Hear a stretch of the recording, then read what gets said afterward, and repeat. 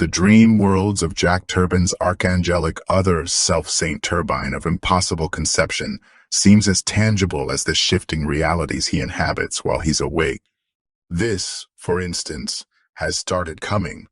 A hospital clinic's block built in the Gothic style in a part of California, which we will subsequently identify as San Francisco, to which the dream flies him at high speed past Alamo Square and the small gray clinics with double-blind windows where Diane Ehrensoft wrote to Gender Creative. This is the same square with the affirmation clinics where young adolescent girls dressed in school uniforms are always going in, but never come out. The same house where John Money lived in his old age when, after 1,001 transitions and changes of allegiance, ethics, and principle, he took on the outward form of the ambassador of gender change. The dream rushes him up the outer wall of the house, and on the 4th floor, it pushes aside the heavy curtains at the living room, and finally there he sits, unsleeping as usual, eyes wide in the dim yellow light, staring into the future, the young Saint Turbine.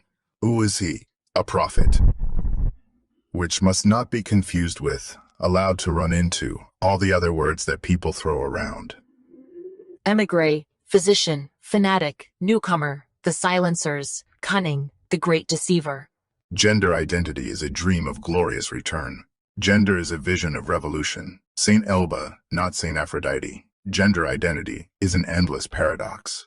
Looking forward by always looking back, the young Saint Turbine's self-ID is a ball hurled high into the air. His philosophy hangs there, frozen in time, translated into a fantasy, denied motion, suspended impossibly above his native earth.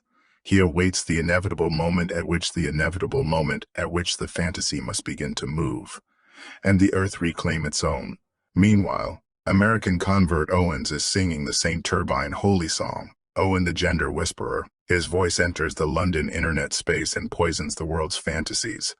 What emerges in dreamed of a gender revolution, transmuted into the thunderous speech of the Saint Turbine himself, beginning with ritual abuse of the JK, with lists of her crimes, murders, bribes, sexual relations with lizards, and so on. He proceeds eventually to issue in ringing tones the Owen nightly call to his people to rise up against the evil of her state. We will make a revolution, Saint Turbine proclaims through him. That is a revolt, not only against a tyrant, but against biology, which is pain itself. For there is an enemy beyond rolling, and it is history herself. Her story is the blood, wine that must no longer be drunk. Her story, the intoxicant, the creation and possession of the devil, of the great shaitan of binary sex.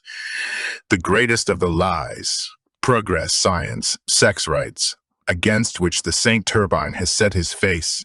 Her story deviates from the gender journey. Knowledge is a delusion, because the sum of knowledge was complete on the day John Money finished his revelation to Diane Ehrensoft. We will unmake the veil of her story, Owen declaims into the listening night.